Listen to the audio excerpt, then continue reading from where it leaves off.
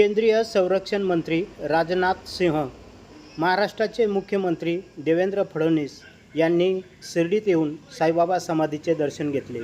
दर्शनानंतर त्यांचा संस्थांच्या वतीने मुख्य कार्यकारी अधिकारी गोरक्ष गाडीलकर यांनी सत्कार केला।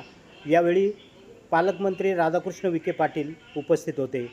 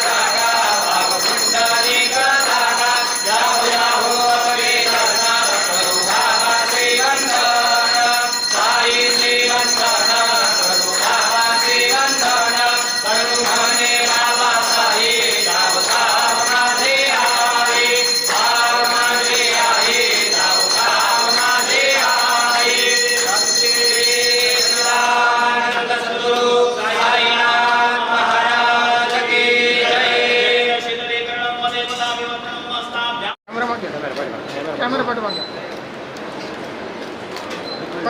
मागे सारखं थोडं मॅडम अंदर से कैमरा थोड़ा पाठवा कैमरा पाठवा।